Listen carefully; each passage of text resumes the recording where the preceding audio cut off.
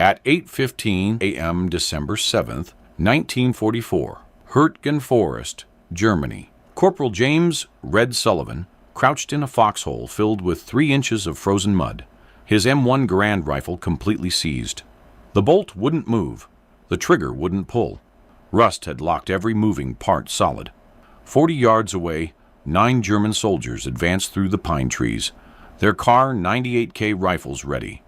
Sullivan had no weapon, no grenades, no time. In the next 48 hours, this same broken rifle would kill every one of them and change how the U.S. Army thought about weapons maintenance forever. But that morning, all Sullivan could do was stare at the useless piece of metal in his hands while his squad mates died around him. The M1 Garand was supposed to be the finest battle rifle in the world. General Patton called it the greatest implement of battle ever devised. 8 pounds of walnut and steel, semi-automatic, .30-06 caliber, capable of accurate fire to 500 yards. American industrial might made tangible. Every GI carried one into Europe with the confidence that comes from technological superiority. The rifle had one fatal weakness. It hated water. More specifically, it hated the combination of water, cold, and the carbon-heavy lubricants the Army issued in 1944. Red Sullivan learned this the hard way. He was born in 1922 in Butte, Montana, where his father worked 3,000 feet underground in the copper mines. The Sullivans lived in a company house on Mercury Street. 3 rooms for 6 people, walls so thin you could hear your neighbors breathing. Red's father came home every night covered in rock dust, coughing that miner's cough that turned wet and bloody around age 45. Red watched his old man die slowly from silicosis when he was 16. He swore he'd never go underground. Instead, he became a mechanic. Butte's altitude and winter cold were hell on car engines. Red spent his teenage years in drafty garages, learning how metal behaved when temperatures dropped below zero. He learned which oils thickened, which parts contracted, which tolerances disappeared when mercury hit -20. He learned that the lubricants that worked in summer would kill an engine in January. The Army didn't care about any of that. When Red enlisted in December 1942, they handed him an M1 Garand and a maintenance manual written by ordnance engineers who'd never spent a winter in combat. The manual specified lubricating oil, preservative, light, Army designation LP. Standard issue, works in all temperatures, the manual promised. Apply liberally to all moving parts. Red applied it liberally. So did every other rifleman in the 28th Infantry Division. By November 1944, when they entered the Hürtgen Forest, men were dying because of it. The Hürtgen was 70 square miles of hell, dense pine forest, steep ravines, logging roads turned to mud. It rained constantly. When it didn't rain, it sleeted. When it didn't sleet, it snowed.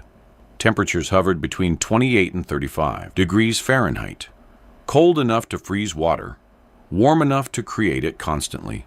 The trees were so thick that artillery bursts in the canopy rained wooden shrapnel down on troops below. The Germans had spent months fortifying every trail, every clearing, every approach. The 28th Division entered the forest on November 2nd. By November 6th, they'd suffered 31% casualties. By November 12th, 45%. The division that went in with 14,000 men came out with 6,000. Many died because their rifles wouldn't fire. Private Eddie Harmon from Sullivan's squad was the first. November 8th, during a German counterattack near Wassenach, Harmon squeezed his trigger and got nothing. The firing pin was frozen in place by congealed lubricant mixed with carbon residue. He worked the bolt manually, trying to chamber a fresh round. It wouldn't move. The bolt lugs were seized. Harmon died with a functional rifle that simply wouldn't function, shot 3 times while trying to make his weapon work. Sullivan helped carry his body back. Harmon was 19, from Shreveport, Louisiana. He'd shown Sullivan photographs of his kid sister the night before. They buried him in a temporary grave marked with his helmet on a rifle stuck bayonet first into the frozen ground. Standard procedure. The irony wasn't lost on anyone. The rifle worked fine as a grave marker. 2 days later, Corporal Mike Delaney, his M1 fired once, then jammed so severely that the armorer had to disassemble it completely. The op rod, the long piston that cycles the action, was covered in a past-like mixture of LP lubricant, unburned powder, and water. It had solidified into something with the consistency of cold axle grease. The rifle was technically clean by Army standards. It just wouldn't work. Delaney died trying to clear the jam. Sullivan watched it happen from 30 feet away, pinned down by machine gun fire. Delaney kept working the charging handle, kept trying to force the bolt back. The German who shot him was methodical about it. 3 rounds, center mass. Delaney folded over his broken rifle and didn't move again. By November 20th, Sullivan had watched 7 men die with seized rifles. Not all from his squad. Word spread fast in combat. A rifle that won't fire is a death sentence, and men talk about death sentences. Private Rodriguez from B Company, dead. Sergeant Whitfield from HQ Company, dead. Lieutenant Brennan from C Company survived because his .45 pistol still worked, but his M1 was a rust-locked paperweight. The casualty rate for rifle malfunctions reached 14% by late November. That's 14 men per 100 dying because their weapon failed. The number should have been 0. The M1 Garand was the most advanced infantry rifle in the world. American riflemen should have had an overwhelming advantage. Instead, they were dying with jammed weapons, while German soldiers with bolt-action Kar 98Ks, rifles designed in 1898, shot them methodically. Sullivan brought it up to his platoon.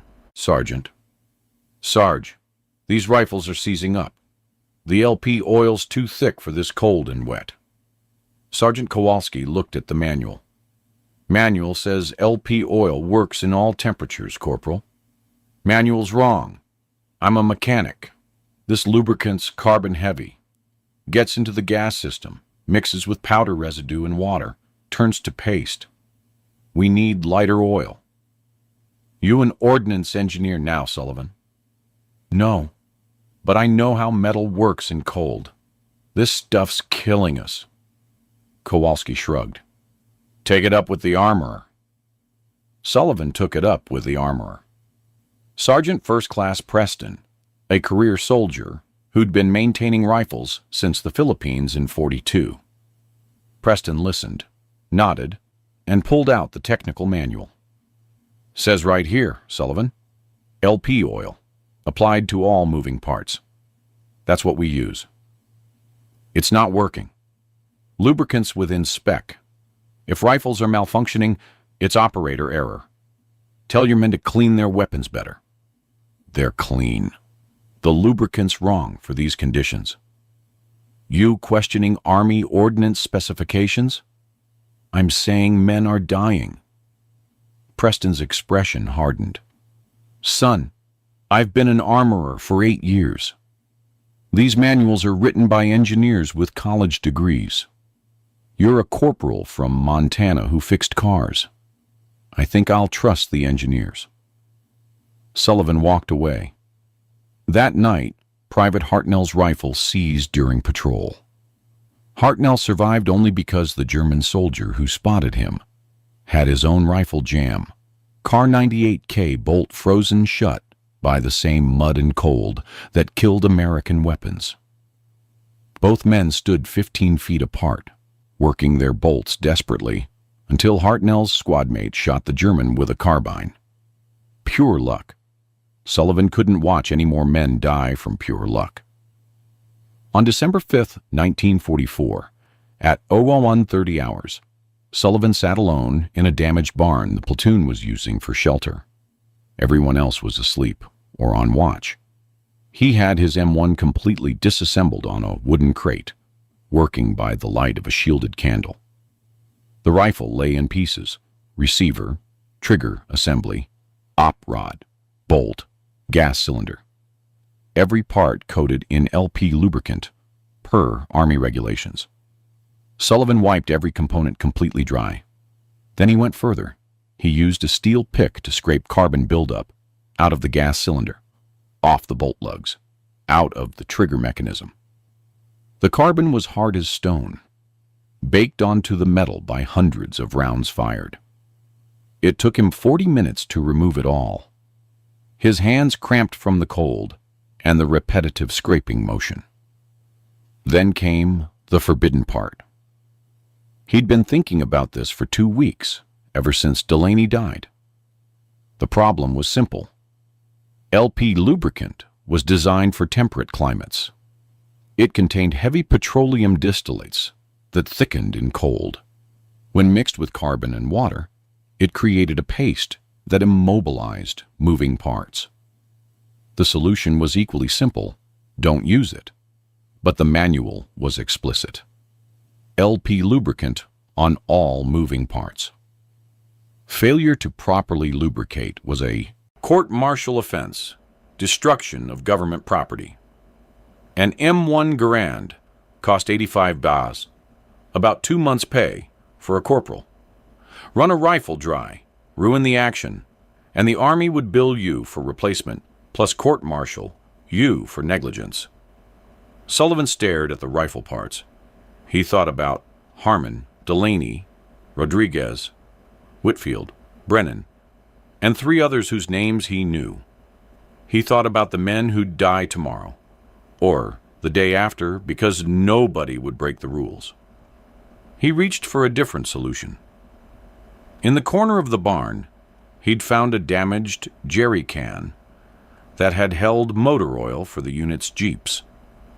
He poured a small amount into his canteen cup.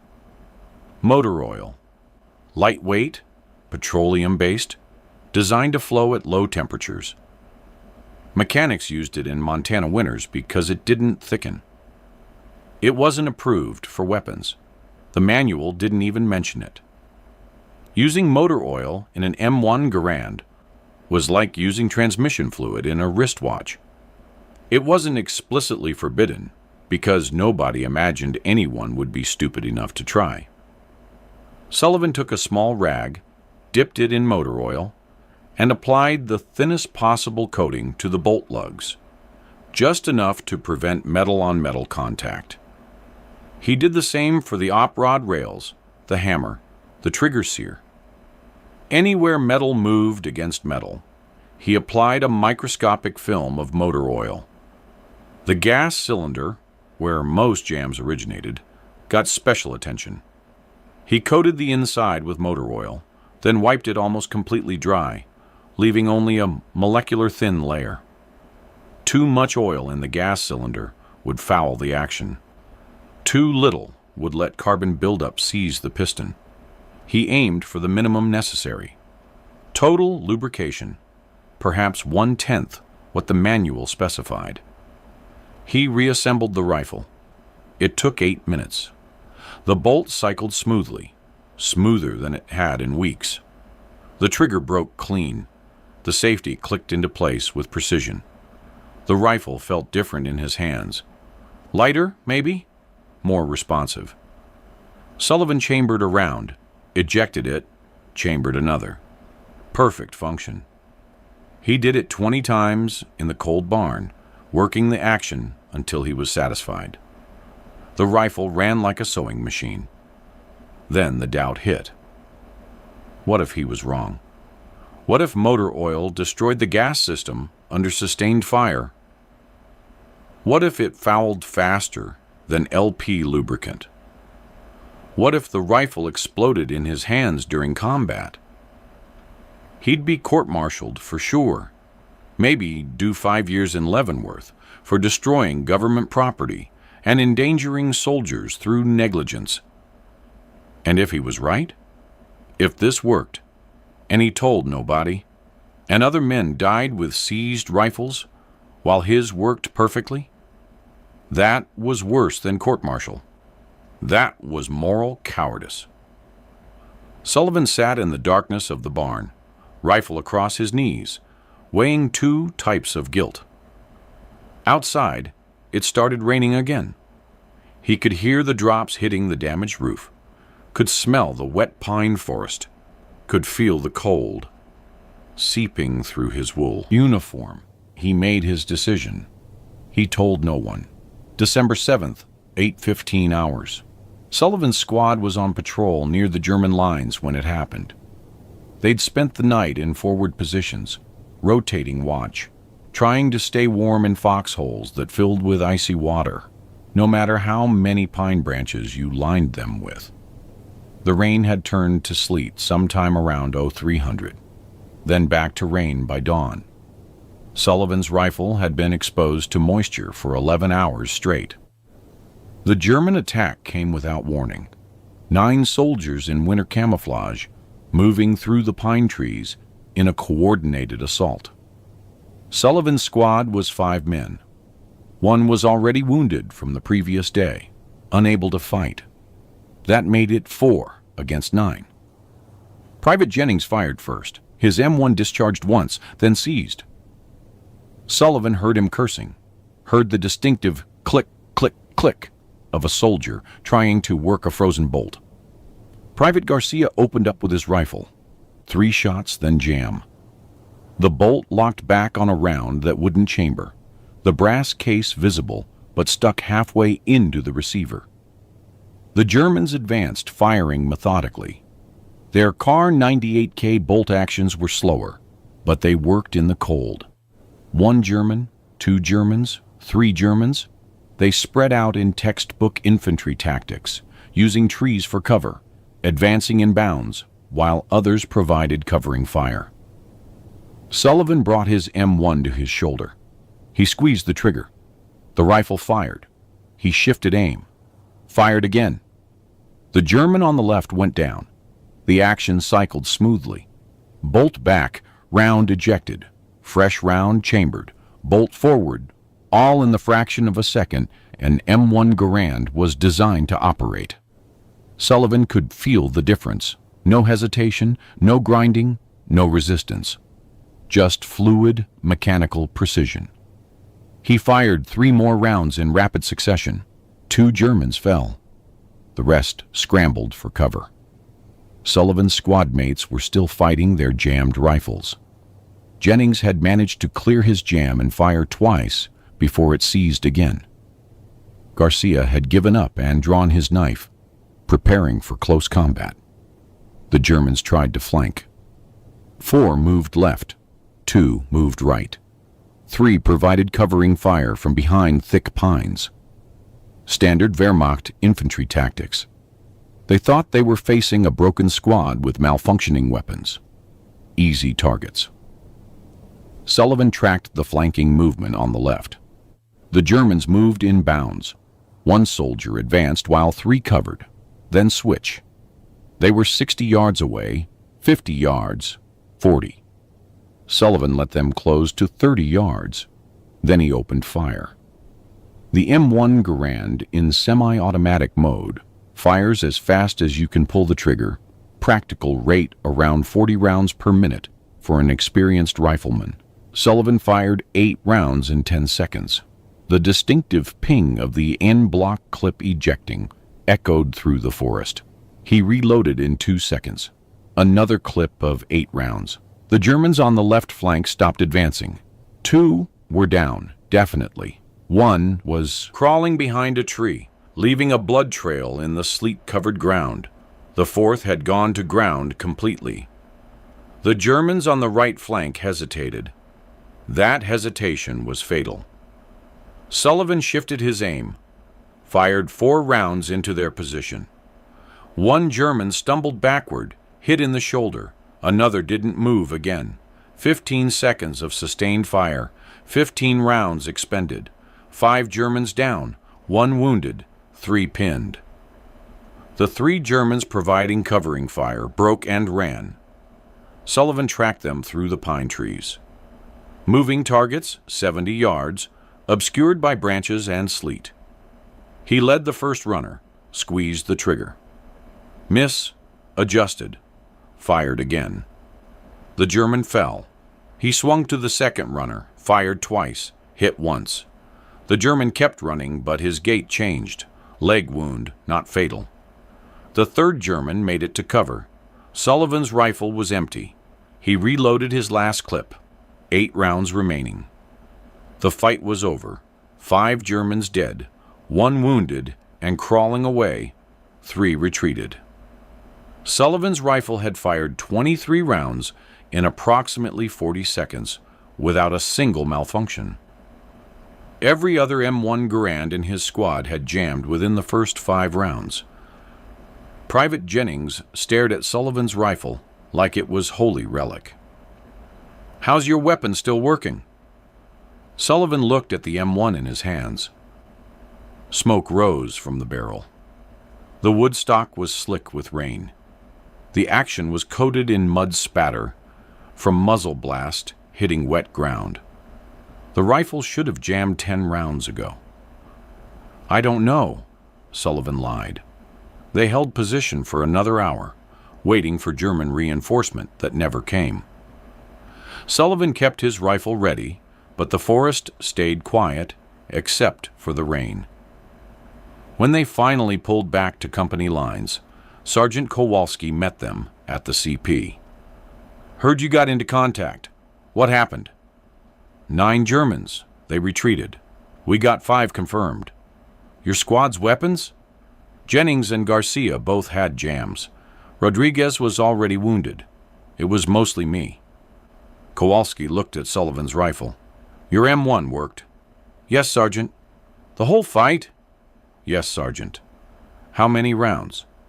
23. Kowalski picked up Sullivan's rifle, worked the bolt. It cycled smoothly.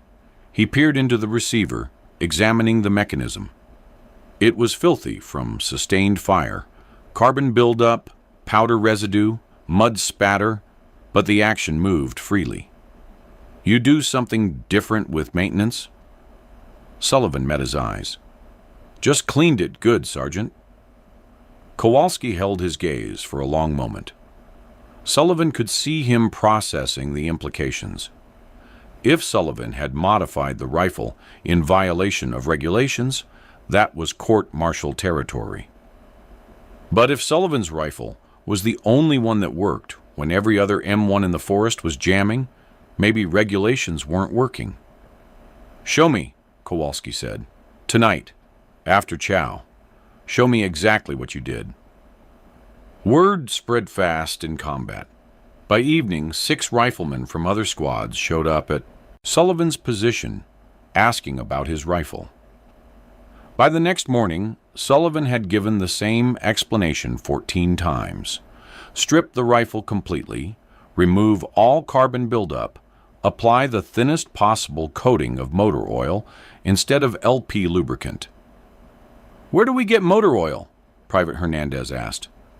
"Supply has jerry cans for the Jeeps. Motor oil, 10 weight. Use that." "Armorer's going to have our asses." "Armorer doesn't have to know. You want a working rifle, or you want to follow regulations?" Hernandez took the motor oil. So did Private Davidson, Corporal Meyer, Private First Class Wong, Sergeant Lewis, and 9 others whose names Sullivan didn't catch in the darkness.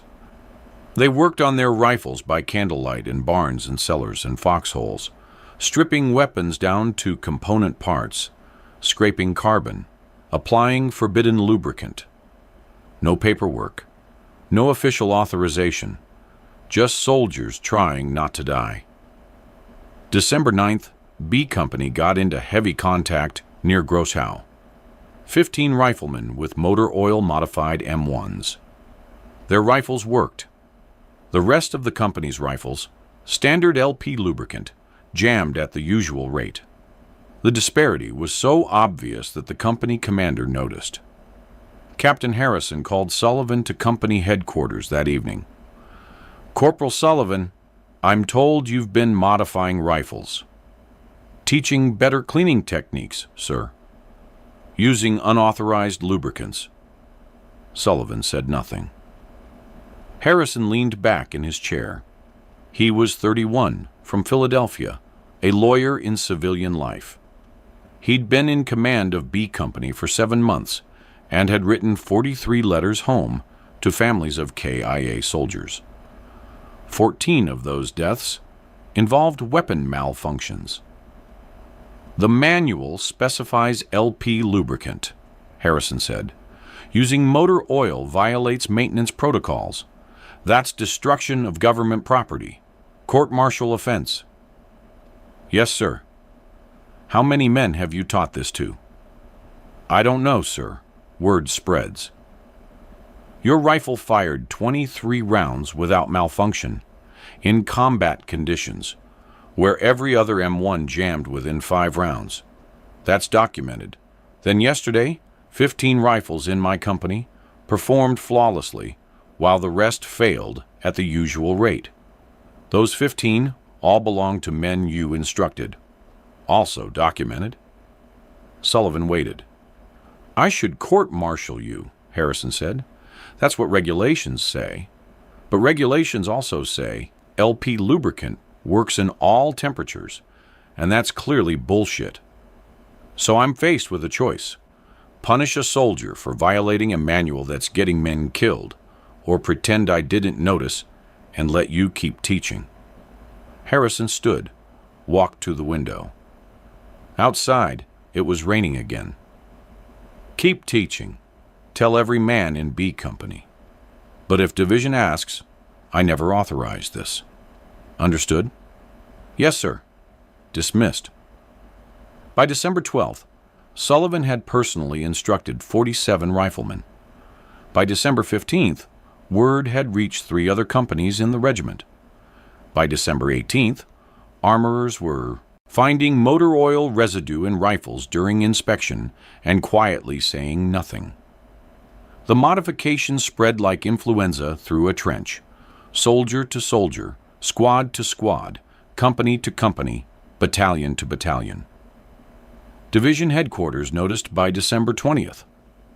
Colonel Patterson, Division Ordnance Officer, ordered an investigation. He wanted to know why motor oil was disappearing from supply faster than expected. He wanted to know why rifles were coming through maintenance with unauthorized lubricant. He wanted to know who was responsible. The investigation went nowhere. Every soldier questioned claimed to have learned the technique from someone else. No one could identify the original source.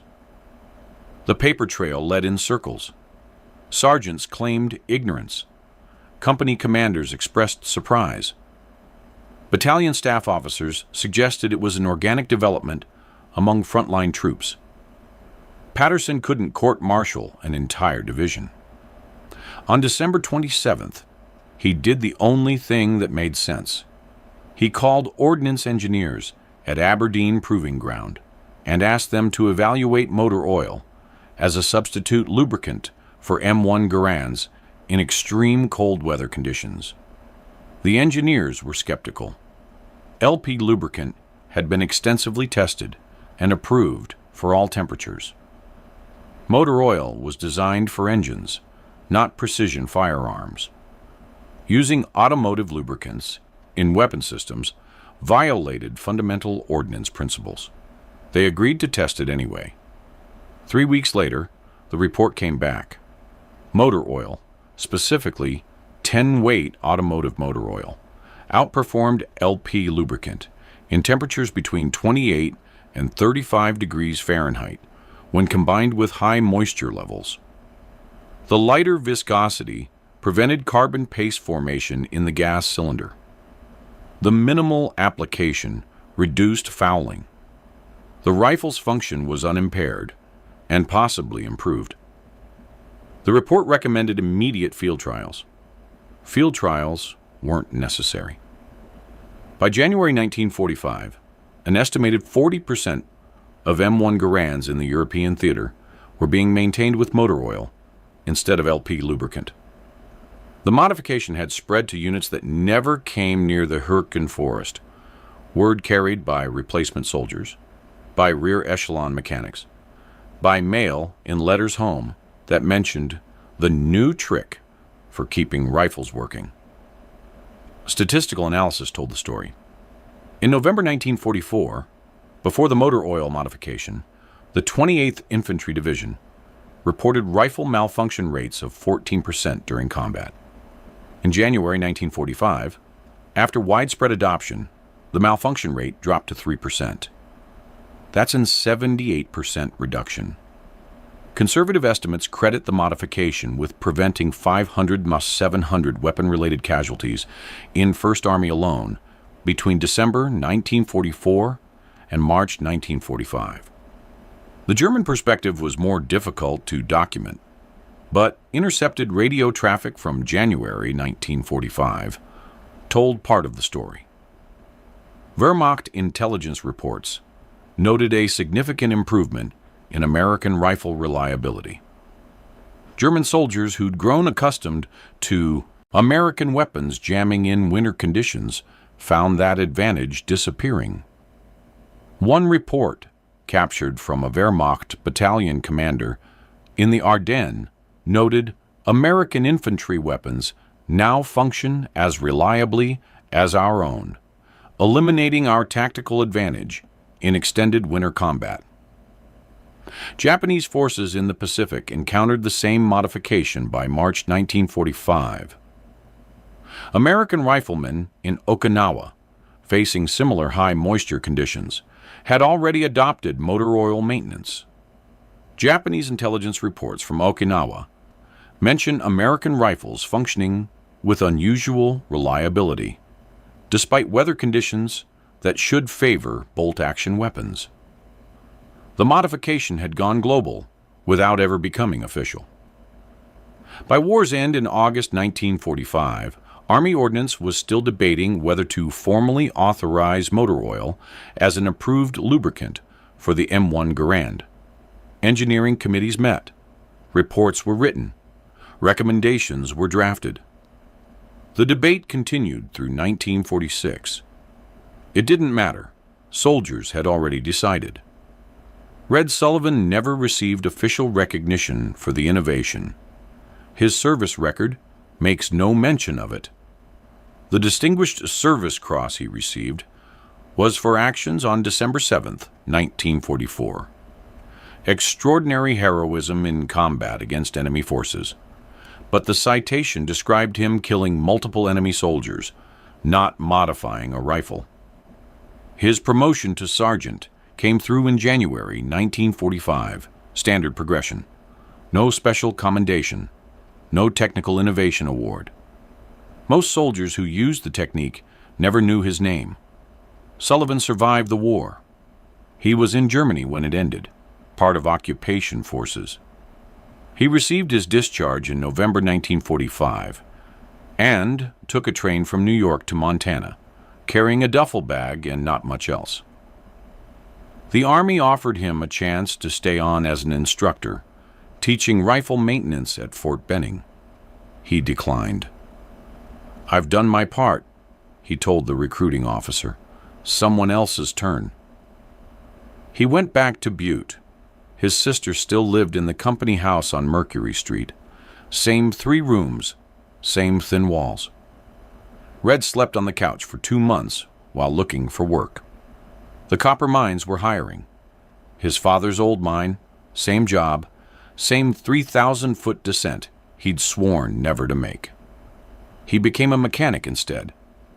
Found work at Anderson's Garage on East Park Street, fixing cars and trucks for miners and railroad workers. The work was familiar. Cold mornings, frozen engines, drivers who'd used the wrong oil and wrecked their transmissions. Red fixed them all without judgment. He married in 1947. Dorothy Wagner, a teacher at Lincoln Elementary. They had 3 kids by 1952. Red bought a small house on Utah Avenue, walking distance from the garage. He never talked much about the war. Once a year, on December 7th, Red would get a phone call. sometimes from Jennings, sometimes from Garcia, sometimes from Sergeant Kowalski. They'd talk about the weather, about their families, about work. They'd talk about anything except that morning in the Hürtgen Forest. They didn't need to. They'd been there. That was enough. Red died in 1987, age 65, in Butte. Heart attack, working under a car, at Anderson's garage.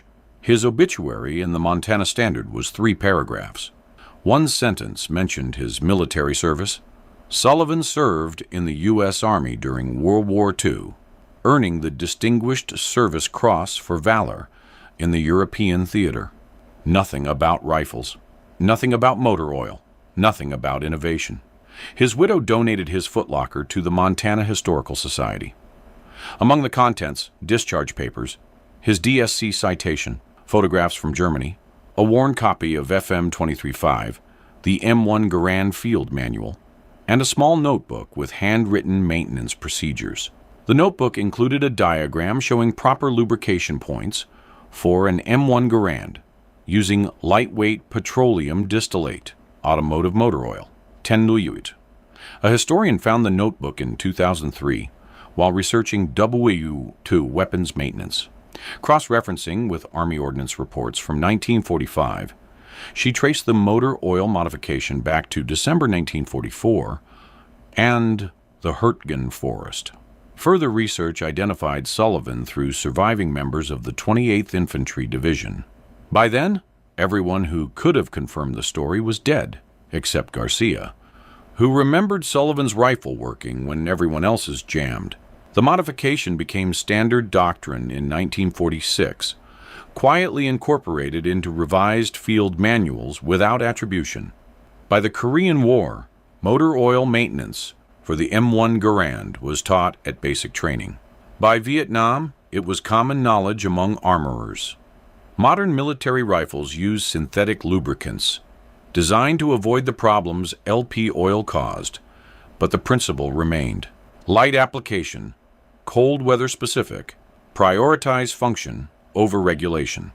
Hundreds of thousands of soldiers used the technique. None knew where it came from. That's how innovation actually happens in war. Not through engineering committees in safe laboratories. Not through field manuals written by people who've never been shot at. Through a corporal from Montana who'd watched his friends die with jammed rifles and decided regulations weren't worth another life. Through soldiers teaching soldiers in the darkness between firefights, passing knowledge that might keep someone alive tomorrow. The official history credits field modifications by multiple infantry units for improved rifle reliability in the European theater, 1944-1945. That's technically accurate. It's also bullshit. One man figured it out. One man took the risk. One man broke the rules because following them meant watching people die. The rest just had sense enough to listen. Red Sullivan saved hundreds of lives with a modification that took 10 minutes and cost nothing. The Army never thanked him. His hometown never knew. His kids learned about it from a historian 40 years after he died. That's fine. He didn't do it for recognition. He did it because someone needed to, and nobody else was willing.